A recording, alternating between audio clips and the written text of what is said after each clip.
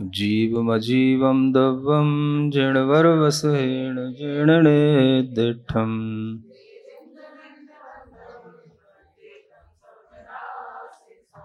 द्रव्य संग्रह के तृतीय अधिकार में गाथा नंबर 42 का प्रकरण थोड़ा सा बचा है। अत्राह शिष्य। अब शिष्य कुछ पूछता है। कहता है, पूछता नहीं है, कहता है। आह माने कहना। अब शिष्य कुछ कहता है। इति युक्त प्रकारेण प्रावृत ग्रंथे यन निर्विकल्प स्वसंवेदन ज्ञानम भंडते तन्न घटते। है ना। शिष्य पूछता है, अगर आप इस तरह से निश्चय ज्ञान की परिभाषा बना रहे हैं जो आपने पहले सुन रखी है, कल बताई थी, वही निश्चय ज्ञान प्राभृत ग्रंथों में तो निर्विकल्प स्वसंवेदन ज्ञान कहा गया है ना।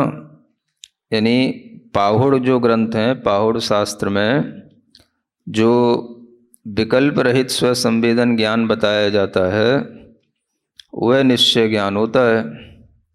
वो यहाँ पर घटित नहीं होता।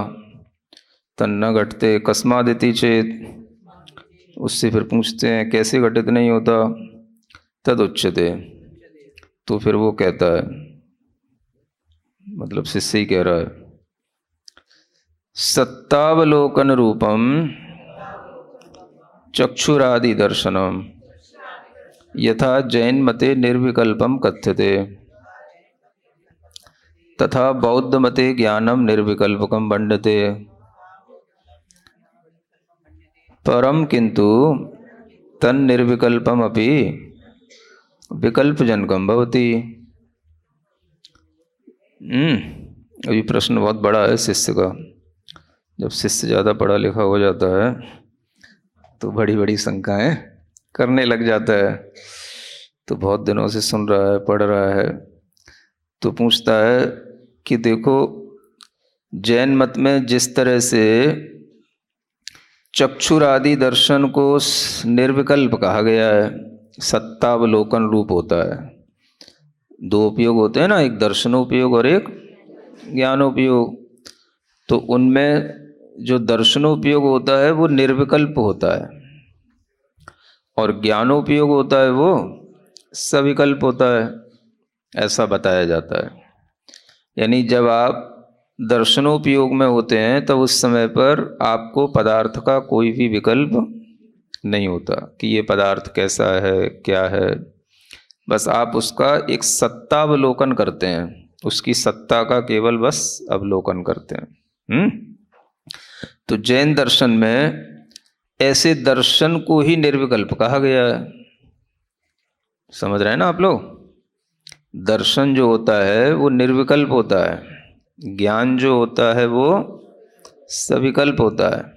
इसलिए आप लोग दर्शन किया करो, ज़्यादा ज्ञान के चक्कर में ना पड़ा करो, है ना। सब लोगों को ज्ञान की चिंता रहती है। आज भी एक श्रीमती आई, कह रही थी हमें ज्ञान कम है तो क्या चल जाएगा महाराज। धर्म कर पाएंगे हम। तो धर्म ज्ञान से तो विकल्पात्मक होता है ना। विकल्प माने ये सही है कि ये गलत है, ये कैसे होगा, ये ऐसे होगा कि वैसे होगा, ये कहाँ से होगा, ये कब होगा, क्या करने से होगा। जो तमाम तरह के वैन, वेयर, वॉट, ये सब जो कुछ भी लगते हैं हाउ, ये सब क्या है, ये सब ज्ञान के विकल्प हैं। सबसे अच्छी चीज होती है दर्शनम निर्विकल्पकम। सुन रहे हो। इसलिए दर्शन करो, निर्विकल्प रहो। क्या सुना। हाँ, सुनने में भी विकल्प होते हैं, दर्शन निर्विकल्प होता है। तो दर्शनोपयोग से ही आप कोई भी पदार्थ की सत्ता का अवलोकन करते हैं। कोई भी पदार्थ देखते हैं ना, मानो आप हमें देख रहे हैं, भगवान को देख रहे हैं, पुस्तक देख रहे हैं, तो उसकी जो सत्ता है मात्र, उसका सिर्फ आप अवलोकन जब तक करते हैं वो है दर्शनोपयोग। और जब आप उसमें विकल्प करने लग जाते हैं, ये किताब है, इसकी साइज अच्छी नहीं है, इसकी प्रिंटिंग अच्छी नहीं है, इसमें ये कमियां हैं, इसमें वो कमियां हैं, तो ये सब किस में आते हैं विकल्प? ज्ञान में आते हैं विकल्प। ये सीख लो थोड़ी सी अच्छी चीज। हमारी आत्मा में यही दो गुण होते हैं, दर्शनोपयोग और ज्ञानोपयोग। सबको ज्ञान ज्ञान की पड़ी रहती है, और ज्ञान ही सबसे ज्यादा विकल्प कराता है। शांति की चीज किसमें है? दर्शनोपयोग। सिर्फ दर्शन करो, समझ आ रहा है? जो शांति आपको दर्शन में मिलेगी वो शांति आपको ज्ञान में कभी नहीं मिलेगी। तो अपनी आत्मा के दोनों उपयोगों में हम पीछे पड़े रहते हैं, ज्ञानोपयोग के चक्कर में, है ज्ञान के पीछे पड़े रहते हैं। लेकिन शांति किससे मिलती है? दर्शन से। बस शांत बैठे बैठे देखो, समझ आ रहा है? अब मान लो किसी को कानों से सुनाई ना पड़ रहा हो, सुन रहे हो, किसी के कानों में, मतलब शांति से मान लो बैठा है, अब उसके लिए कानों में आवाज नहीं जा रही, कुछ भी उसके पास डिफेक्ट है कानों में, कोई बात नहीं, लेकिन उसको सुनाई नहीं पड़ रहा है, तो वो निर्विकल्प है कि नहीं है? बस देख रहा है क्या हो रहा है, कैसी सभा लगी है समझ आ रहा है? तो कभी कभी अपने पास में दोनों शक्तियां हैं, ज्ञान की भी दर्शन की भी, तो कभी दर्शन शक्ति का भी उपयोग किया करो। सिर्फ देखो,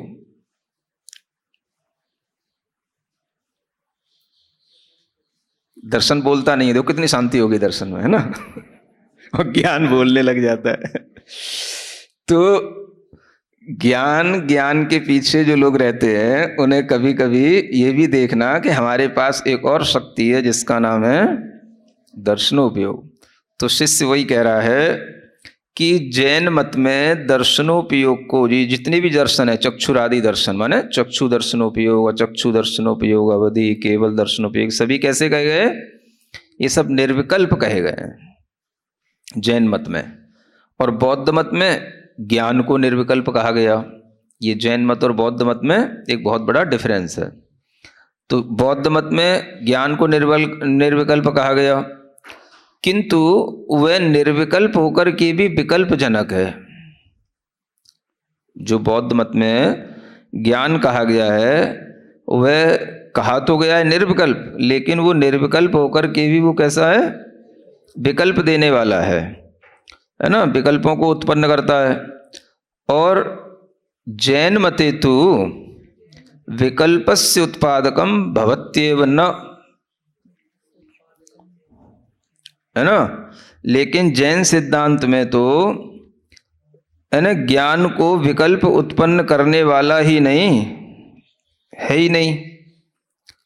जो वास्तव में जो ज्ञान होता है वो तो विकल्प उत्पन्न करने वाला नहीं होता, किंतु स्वरूपेणैव सविकल्पम इति, माने वो स्वरूप से ही सविकल्प होता है। माने जैन दर्शन में ज्ञान को स्वरूप माने स्वभाव से कैसा कहा गया है? उसको विकल्प सहित ही कहा गया है। ज्ञान को क्या कहा गया है? विकल्प सहित कहा गया है। तो जब ज्ञान जैन मत में स्वरूप से ही माने अपने स्वभाव से ही जब वह सविकल्प है, तो उस ज्ञान में फिर विकल्प से रहितपना कैसे बन सकता है?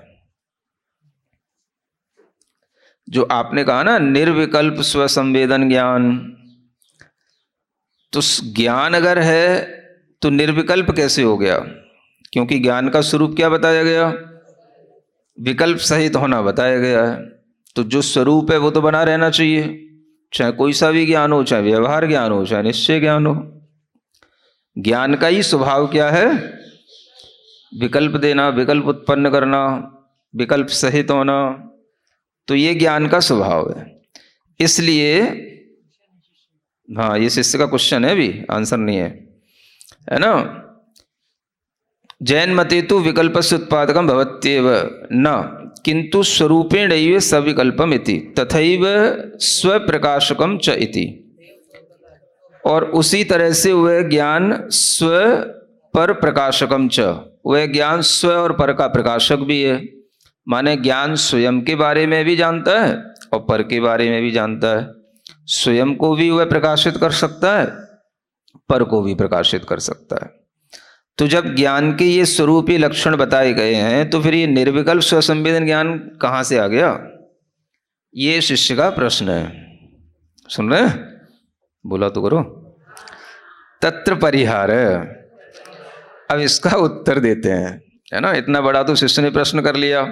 अब कहते हैं कथंचित सविकल्पकम निर्विकल्पकम च।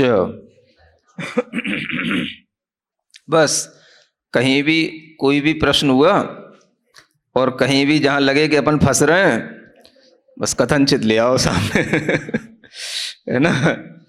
अनेकांतवाद का सहारा लो और उस उलझन से बाहर निकलो। ये बहुत अच्छी, है ना, सुलझने की पद्धति बताई गई है। इसको क्या बोलते हैं? अनेकांतवाद, स्यादवाद, है ना। तो जब आपको लगे कि प्रश्न उल्टा हो गया है और इसका उत्तर हमें सीधा देना है, तो बस एक ही समाधान, क्या करना? हाँ, ज्ञान कथनचित सविकल्प है और कथनचित निर्विकल्प भी होता है। अब कैसे होता है तो बताना तो पड़ेगा। अब आपने कथनचित कह दिया तो फिर उसको समझाओ कैसे कथनचित, निर्विकल्प क्यों, सविकल्प क्यों। तो कहते हैं तथा ही यथा विषयानंद रूपम स्वसंवेदनम राग संवित्ति विकल्प रूपेण सविकल्पम अपि शेष अनिहित सूक्ष्म विकल्पानां सद्भावेपि सति तेषां मुख्यत्वं नास्ति तेन कारणेन निर्विकल्पम अपि भंडते। कहते ये तो अभी उदाहरण देकर के बताया जा रहा है। यथा माने जैसे, है ना, तथा तो भी आगे आएगा। तो यथा क्या है? जैसे विषयानंद रूप स्व संवेदन आपको होता है कभी? वही तो होता रहता, और क्या होता है ना। तो स्व संवेदन तो उनको भी होता है जो विषयों में आनंद लेते हैं, है ना। आज हमें सुख मिल गया, आज हमने बहुत अच्छा, है ना, खा लिया, बहुत अच्छा देख लिया, बहुत अच्छा सुन लिया, मजा आ गया। ये क्या है? ये विषयानंद का स्व संवेदन है ना। बोलो तो होता है कि नहीं? हाँ। राग संवित्ति विकल्प रूपेण है। अब इसमें राग का संवेदन रहता है और राग का ही विकल्प रहता है। जो आपको स्व संवेदन, सबको स्व संवेदन होता है, सुन रहे हो? दुनिया में सभी जीवों को स्व संवेदन होता है। एक तो स्व संवेदन वो है, दुनिया में कोई भी जीव है उसको अपना संवेदन तो ही रहा है कि हाँ मैं जीव हूं, ये उसका क्या है? ये स्व संवेदन है ना। किसी को कितना ही दुख हो, सुख हो, जो भी हो, कितनी भी इंद्रियां हो, जितनी है उतने का उसको संवेदन तो हो ही रहा है कि ये मेरा इतना सा शरीर है, ये मेरी इंद्रियां, ये मेरा सुख है, ये दुख है। स्व संवेदन से रहित तो कोई जीव होता ही नहीं। तो दुनिया में सबको स्व संवेदन है, पहली बात तो ये जानना, ठीक है।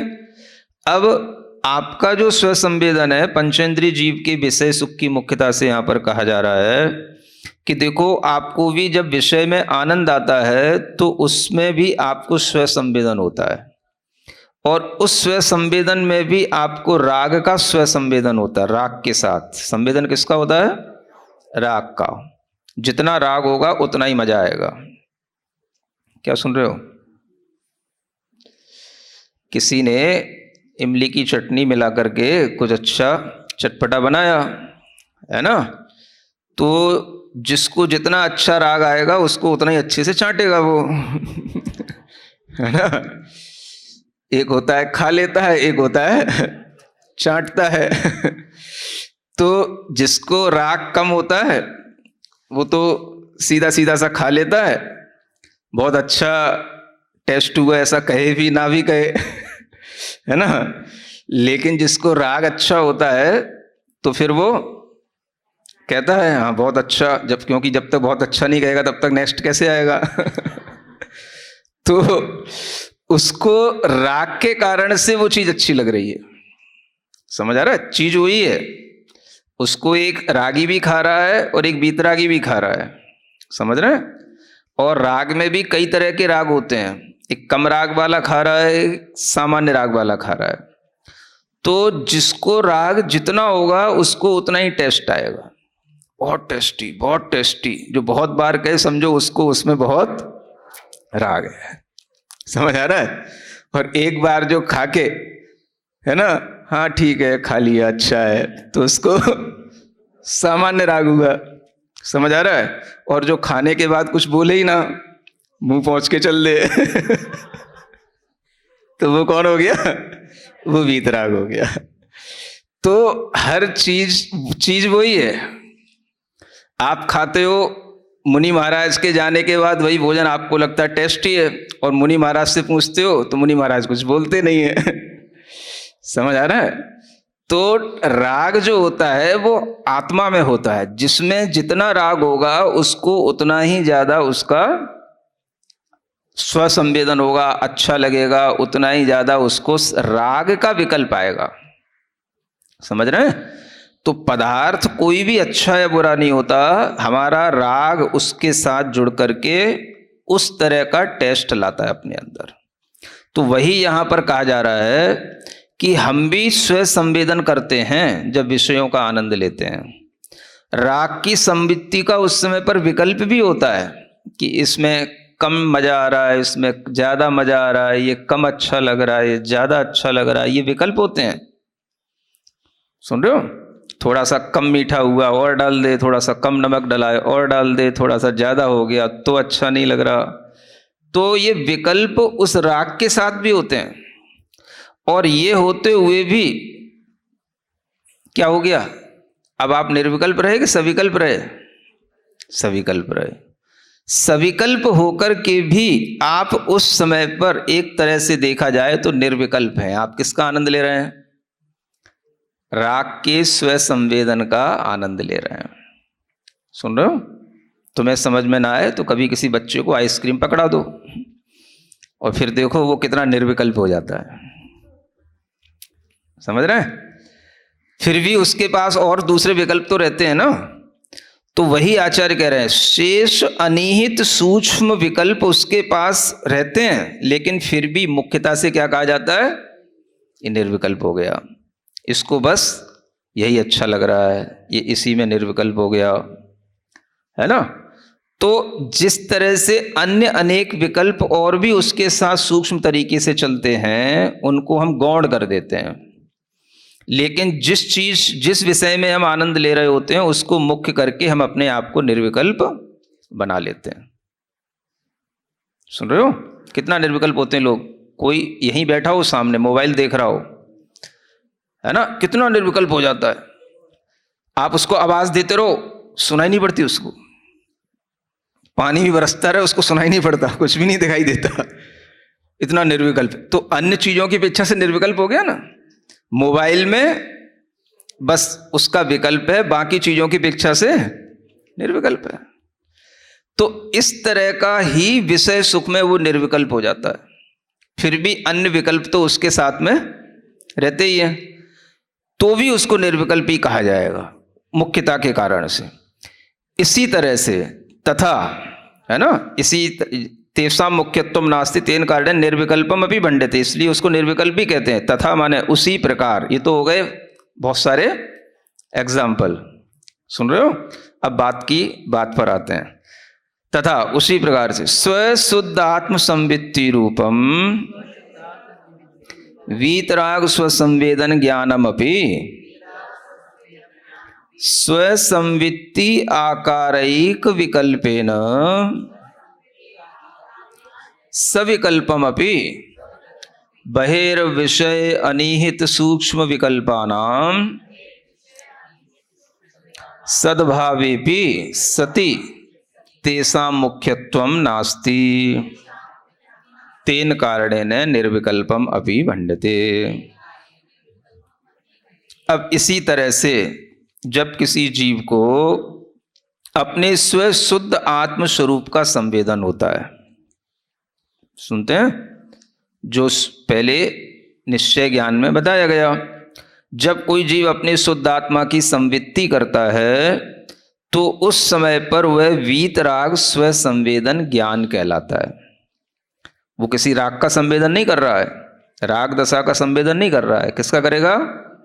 जो स्व शुद्ध आत्मा का मात्र संवेदन करेगा वो वीतराग स्व संवेदन ज्ञान के साथ होगा, है ना, क्योंकि वह स्व का संवेदन कर रहा है। पर का संवेदन राग के साथ होगा और स्व का संवेदन वीतरागता के साथ होगा। तो उस समय पर वह वीतराग संवेदन ज्ञान भी अपना जो संवेदन हो रहा है उतना ही उसको अपना विकल्प है, मैं यह ज्ञानमय हूं, ऐसा उसको स्व संवित्ति के आकार से ही बस एक विकल्प रहेगा, अपने संवेदन का ही एक आकार उसके ज्ञान में आएगा। क्योंकि ज्ञान का काम क्या है? आकार से विकल्प देना, आकार बताना, समझ रहे हैं ना? ज्ञान का काम क्या है? आकार को पकड़ना। जैसे आपने पुस्तक को देखा तो जब आपने देखा तब पुस्तक का आपको साइज नहीं दिखेगा, अगर साइज समझ में आ गया तो वो ज्ञान हो गया, वो दर्शन चला गया, समझ रहे हैं? दर्शन में सिर्फ सत्ता दिखती है, ओनली एग्जिस्टेंस। जैसे ही आपने देखा ये साइज छोटा है, बड़ा है, लंबा है, मोटा है, ये सब आया, ये सब ज्ञान में आ गया। तो इसी तरीके से ज्ञान में कुछ ना कुछ आकार तो झलकेगा। जब हम दूसरे को देखते हैं तो दूसरे के आकार झलकते हैं, और स्व को देखेंगे तो अपनी स्व संवित्ति का एक आकार उस ज्ञान में आएगा, उतना विकल्प है उसको, बस। ये ज्ञान का काम हो गया ना। ज्ञान का काम क्या था? विकल्प को विकल्प के साथ जानना। तो अब विकल्प क्या है उसका? स्व संवित्ति का आकार, मैं यहां से यहां तक हूं। जैसे मैं बोलता हूं ना, पूरे शरीर में फैली हुई आत्मा को, है ना, सिक से नख तक संवेदन करो। तो जो आपको, जितनी आपकी हाइट है अपनी सिक से नख तक की, वह आपके संवेदन में एक आकार के रूप में आएगी, है ना। तो यही आकार विकल्प हो गया। ज्ञान में आकार आता है, दर्शन निराकार होता है, जानते हैं? दर्शन निराकार होता है, ज्ञान साकार होता है। तो इतना साकार तो हो ही रहा है उस ज्ञान में। तो स्व संवित्ति के आकार का एक विकल्प है बस, बाकी इस विकल्प के कारण से ही वो सविकल्प है। तो ज्ञान जो आप सविकल्प सिद्ध करना चाह रहे थे वो इस अपेक्षा से सविकल्प हो गया, है ना। उसके अलावा जितने भी बाहर के विषय थे, स्वसंवेत्ति के आकार के अलावा जितना भी और बाहर का विषय था, मैं कौन हूं, कहां से हूं, कहां बैठा हूं, ये सब क्या है? ये सब बाहर के विकल्प हैं। ध्यान में बैठ करके अगर आपको ये भी याद रहे कि मैं मंदिर में बैठा हूं, तो आप कभी निर्विकल्प नहीं हो सकते। समझ आ रहा है? जिसको स्वशुद्ध आत्मा का ही केवल संवेदन होगा, उसको बाहर का कोई विकल्प नहीं रह जाता। ये भी पता नहीं रहता कि वो कहां बैठा है,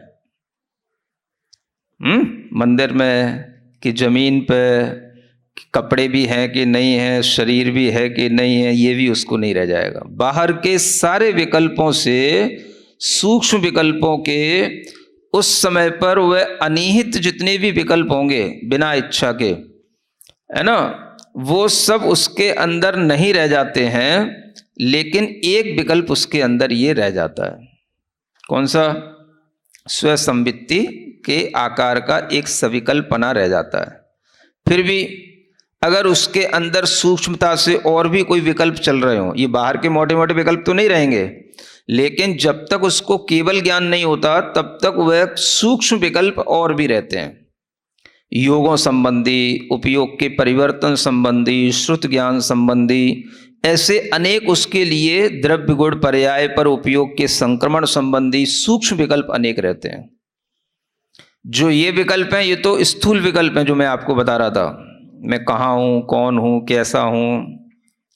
सूक्ष्म विकल्प कौन से कहलाएंगे? जो आपकी भी पकड़ में नहीं आएंगे। ऐसे अनेक सूक्ष्म विकल्प अंदर रहते हैं, लेकिन फिर भी एक स्व संवित्ति का संवेदन चलता रहता है। तो वह स्व संवेदन जो स्व संवित्ति के आकार में हो रहा है, उसकी अपेक्षा से सविकल्प है। अन्य जितने भी सूक्ष्म विकल्प हैं, उन सबका सद्भाव होते हुए भी उनकी मुख्यता नहीं है, इसलिए वह निर्विकल्प कहलाता है। अन्य सब चीजों से वह उपयोग में उसके कोई आकार नहीं आ रहा है। आकार किसका आ रहा है? केवल स्व संवित्ति का आकार आ रहा है, बस। समझ आ रहा है? तो इस कारण से वो ज्ञान तो सविकल्प है, लेकिन सविकल्प होकर के भी निर्विकल्प क्यों है? तो अन्य अनेक सूक्ष्म विकल्पों के सद्भाव होने पर भी उनका वह संवेदन नहीं कर रहा है। संवेदन तो केवल अपनी स्व संवित्ति के एक आकार का कर रहा है। इस तरह से ज्ञान अपना सविकल्पपना नहीं छोड़ता, फिर भी वह निर्विकल्प कहलाता है। क्यों? क्योंकि जो अपने स्वभाव से जुड़ गया, तो जितने भी उसके विभाव परिणाम है उनसे वह छूट गया, इस अपेक्षा से वो निर्विकल्प हो गया। सुन रहे हो? आप यहां बैठे हो, निर्विकल्प हो कि सविकल्प हो? बताओ। आप कहते हो ना, महाराज हम तो बिल्कुल घर छोड़ करके आए हैं, निर्विकल्प होकर के बैठे हैं, 8 दिन तक विधान में रहीं पे रहेंगे, ठीक है ना? तो आप कहते हो ना हम निर्विकल्प हैं, तो वो निर्विकल्प किस अपेक्षा से हो गए आप? घर के छोड़ने की अपेक्षा से। यहां के तो विकल्प होंगे ही, कैसा कमरा मिला, कहाँ है, किसके साथ हैं, कब जाना है, कब क्लास होना है, कब क्या करना, ये तो सब विकल्प हैं ही। तो ये सब विकल्प होते हुए भी जो और छोटे छोटे से विकल्प थे वो सब आपके छूट गए, जो घर में रहते थे। बच्चे से, पति से, घर के और सदस्यों से, वो सब कुछ नहीं है। होता रहेगा वहां पे जो हो रहा है। कितनी बार वहां पे कितनी चीजें टूट रही होंगी, कितनी चीजें गिर रही होंगी। जब कुछ ज्यादा ही कुछ गिर जाए, कुछ ज्यादा ही टूट जाए, कुछ प्लास्टर चढ़ जाए, तब खबर आएगी। नहीं तो कोई छोटी छोटी खबर आती कि भाई ये प्लेट टूट गई, कि आज एक चम्मच गिर गई, कि बच्चा फिसल गया, नहीं होता ना। तो अनेक सूक्ष्म विकल्प सद्भाव तो रहते हैं, लेकिन वो आपके संवेदन में यहां पर नहीं आ रहे हैं। उसी तरीके से उतना आप निर्विकल्प हो गए, समझ रहे हैं ना? इसी तरीके से निर्विकल्पता सविकल्पता सापेक्ष होती है। जितना आप स्व आत्मा का संवेदन कर रहे हैं, वो उस अपेक्षा से आप बाहरी दुनिया से निर्विकल्प हो गए, लेकिन आपको अपने ज्ञान के आकार का विकल्प हो रहा है, यही बस आपका सविकल्पना है। तो ज्ञान में सविकल्पता और निर्विकल्पता दोनों कथनचित रूप से इस तरह से समझी जाती हैं।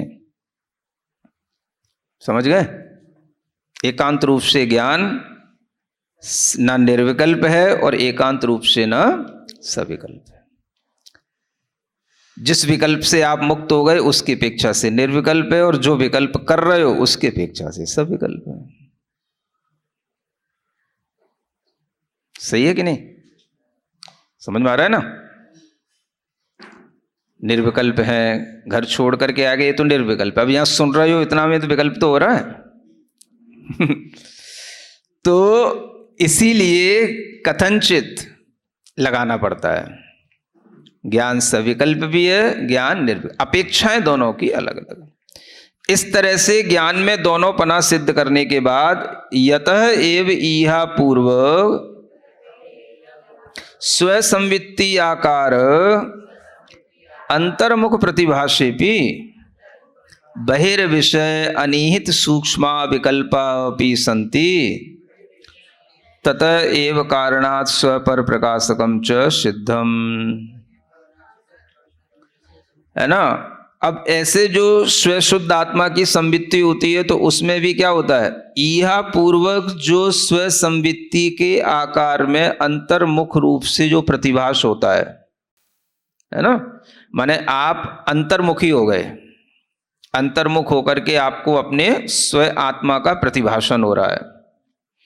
तो उस प्रतिभास में भी आपको स्व संवित्ति हो रही है, और वह होने पर भी बाहरी विषय संबंधी बिना इच्छा के सूक्ष्म विकल्प भी बने रहते हैं। इच्छा से तो आप कहां जुड़ गए? अपने आप से। और बिना इच्छा के आपको अनेक विकल्प आ रहे हैं कि नहीं आ रहे हैं? बिना इच्छा के भी अनेक विकल्प आते हैं। आप मंदिर में आंख बंद करके भी बैठते हैं, और कोई भी मंदिर में एंट्री लेता है तो एक आहट की आवाज आती है कि नहीं आती? तो बिना इच्छा के भी आपको विकल्प आता है कि नहीं आता? कोई आ गया। समझने के लिए ना, ऐसे कैसे समझा जाएगा? समझ रहे हो ना? तो अनेक विकल्प बिना इच्छा के भी बने रहते, फिर भी आप कैसे लग रहे हो? बिल्कुल निर्विकल्प बैठे हो। है ना? तो यही निर्विकल्पना है।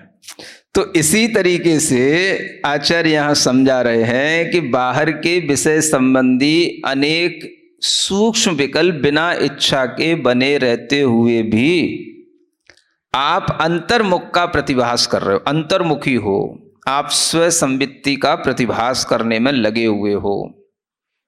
फिर भी आपको पता है कोई हमारे बगल में आके बैठ गया है, कोई मंदिर में एंट्री ले लिया है, हवा तेजी से चलने लगी है, हमारा दुपट्टा यहां से वहां पहुंच गया है। और फिर भी आप अपने मन में अपना निर्विकल्पता का आनंद भी ले रहे हो। बोलो तो ये ऐसा होता है कि नहीं होता? तो ये दोनों चीजें साथ साथ चलती हैं ना। इसी तरीके से आचार्य समझा रहे हैं, इसलिए ज्ञान स्व प्रकाशक भी है, माने अपने को स्व का भी प्रकाशन हो रहा है। बहुत अच्छा लगा, आज बहुत निर्विकल्पता से सामायिक हुई, बहुत अच्छे से आज मन लगा, 3 घंटे बैठ लिए महाराज, आज हम बिल्कुल बड़ी सामायिक कर लिए। तो उस स्व प्रकाश के साथ में पर प्रकाश भी होता रहा, लेकिन वो गौण है? पसीना आता रहा, वो भी याद रहा, समझ आ रहा है? कहां कहां से टपक रहा है वो भी पता रहा। फिर भी जो है स्व प्रकाश में अपन अपने उपयोग को लगाए रखे। तो स्व से तो ज्ञान स्व को जान रहा है और पर को भी जान रहा है। ये ज्ञान का स्वपर प्रकाशीपना है, ये ज्ञान का स्वभाव है। ज्ञान दोनों को जानता है, समझ रहे हैं ना? एक को जानने का स्वभाव ही नहीं ज्ञान का। इसलिए ज्ञान स्व को भी देखता है और पर को भी देखता है। इससे क्या सिद्ध होता है? ज्ञान का स्व पर प्रकाशीपना सिद्ध होता है। समझ गए? तो यहां पर ज्ञान में 2 चीजें सिद्ध की गई, एक सविकल्प और निर्विकल्पपना, उसके लिए आपको सिखा दिया, उदाहरण देकर के वो बता दिया, और स्वप्रकाशी और पर प्रकाशीपना। ये दोनों चीजें यहां पर ज्ञान की सिद्ध करके आपको उदाहरण के माध्यम से दी गई। इदम तु सर्विकल्प निर्विकल्पस्य तथैव स्वपर प्रकाशकस्य ज्ञानस्य च व्याख्यानम यदि आगम अध्यात्म तर्क शास्त्रानुसारेण विशेषेण व्याख्यायते तदा महान विस्तारो भवति। है ना? अब अगर हम आगम और अध्यात्म और तर्क शास्त्रों के अनुसार अगर ये सब बताने बैठ जाएं कि सर्वविकल्पना क्या होता है, निर्विकल्पना क्या होता है ना, तर्क शास्त्रों के अनुसार, न्याय शास्त्रों के अनुसार स्वपर प्रकाशीपना सिद्ध करने बैठ जाएं, तो फिर इस ग्रंथ का महान विस्तार हो जाएगा, है ना? तो ज्यादा विस्तार भी किसी चीज का करना उपयुक्त नहीं होता। जिस तरह का सब्जेक्ट चल रहा है उसके लिए थोड़ा सा उतना बता करके उसका स्पष्टीकरण कर देना ही उपयुक्त होता है ना? ऐसा सोच करके ये बात यहीं पर पूरी करते हैं। सच अध्यात्म शास्त्रत्वा न कृतः इति। अब ये द्रव्य संग्रह जो ग्रंथ है ये अध्यात्म शास्त्र है। अब हम इसमें न्याय का विषय डाल देंगे तो ये विषयांतर की चीज हो जाएगी, है ना? ज्यादा सिद्धांत इसमें डाल देंगे तो ये फिर अध्यात्म शास्त्र नहीं रह जाएगा। इसलिए अध्यात्म शास्त्र होने के कारण से हम यहाँ पर ज्यादा जो तर्क अनुमान, प्रमाण, तर्क आदि प्रमाणों के माध्यम से ज्ञान का स्वपर प्रकाशीपना जो न्याय शास्त्रों में परीक्षा मुख आदि में घटित किया जाता है, वो सब यहाँ पर मैं कुछ नहीं कह रहा हूँ, क्योंकि ये कौन सा शास्त्र है? अध्यात्म शास्त्र। ये द्रव्य संग्रह कौन सा शास्त्र है? अध्यात्म शास्त्र, जिससे आपको द्रव्यों का, तत्वों का, स्वपर का ज्ञान हो, वो सब अध्यात्म शास्त्र कहलाता है। ठीक है ना? तो इस तरह से एवं रत्नत्रयात्मक मोक्ष मार्ग अवयविनो द्वितीय अवयवभूतस्य ज्ञानस्य व्याख्यानेन गाथा गता।